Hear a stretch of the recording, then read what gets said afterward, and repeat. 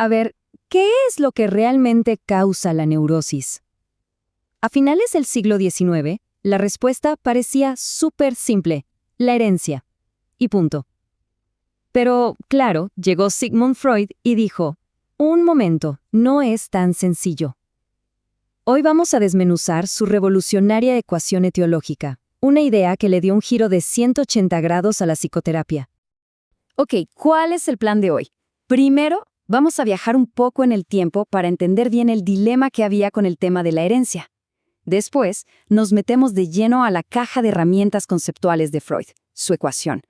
Luego, vamos a verla en acción con un modelo que él mismo usó. Y claro, el giro terapéutico, o sea, por qué esto fue tan importante para el tratamiento. Y cerramos viendo por qué esta formulación era, en sus propias palabras, mucho más fecunda. Bueno, empecemos por el principio.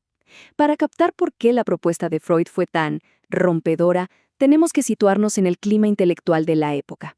Y en ese momento, si hablabas de psicopatología, la respuesta para casi todo era una sola palabra: herencia.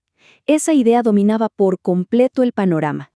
Y claro, esto generaba una pregunta que era básicamente un callejón sin salida. Si la neurosis es algo que simplemente se hereda, si ya viene escrito en los genes, entonces, ¿para qué sirve la terapia? ¿Qué se supone que puede hacer un terapeuta? Era un jaque mate. Parecía que no había absolutamente nada que hacer. Freud, que era muy astuto, arranca su texto citando justamente esta postura. El primero pone sobre la mesa el argumento de sus oponentes, como diciendo: ok, esta es la idea dominante, para luego, con una paciencia de cirujano, empezar a desarmarla pieza por pieza. Y aquí es donde la cosa se pone interesante. Entonces, ¿cómo responde Freud a este desafío? Ojo, él no dice «la herencia no importa». No, su jugada es mucho más sutil e inteligente. Lo que propone es un sistema, una especie de fórmula, para entender que las causas son mucho, pero mucho más complejas. El primer concepto en su caja de herramientas es el de condición. A ver, pensemos que es como la predisposición. Es un factor que tiene que estar ahí para que algo pase, pero por sí solo no hace nada. No importa qué tan intensa sea la condición, por sí misma no produce el efecto. Es, digamos, el telón de fondo necesario. Luego, y esto es clave, tenemos la causa específica. Este es el factor que sí o sí tiene que estar para que aparezca el efecto. Y no solo eso, si se da en la cantidad justa y bajo las condiciones correctas, es suficiente para provocarlo. Este es el verdadero detonante de la historia. Ok, también están las causas concurrentes. ¿Y qué son? Bueno, son como los ayudantes. Factores auxiliares que a lo mejor no siempre están y que solos no pueden hacer nada, pero que suman, ayudan a que la ecuación se complete y todo estalle. Y para cerrar la ecuación está el ocasionamiento. Ojo, esto no es tanto un qué, sino más bien un cuándo. Es el último empujoncito, el factor que aparece justo antes de que se manifieste el efecto. Su rol es puramente temporal. Pensemos en ello como la gota que derrama el vaso. Y aquí viene la gran diferencia que marca Freud. La condición es algo general. Puede ser una constitución orgánica, algo preexistente que puede estar en muchas ecuaciones distintas. Pero la causa específica, no. Esa es única. Es como un microbio. Está ligada exclusivamente a un solo efecto, a una enfermedad en particular. Esta distinción es fundamental para todo lo que sigue. Ahora, para que todo no suene tan abstracto, Freud usa una analogía brillante, una que todo el mundo en su época entendía a la perfección, sacada directamente de la medicina. Toma el ejemplo de la tuberculosis. Dice, a ver, ¿cuáles son los factores? La condición sería una predisposición, que puede ser hereditaria, sí, pero ¿cuál es la causa específica?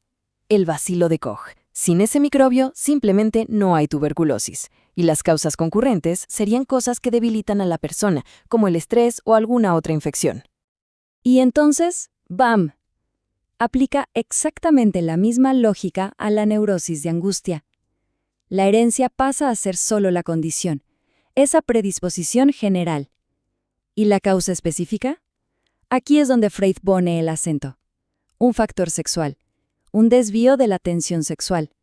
Las causas concurrentes son cosas más banales, como la emoción o el agotamiento. ¿Se dan cuenta del cambio de lugar? La herencia ya no es la protagonista.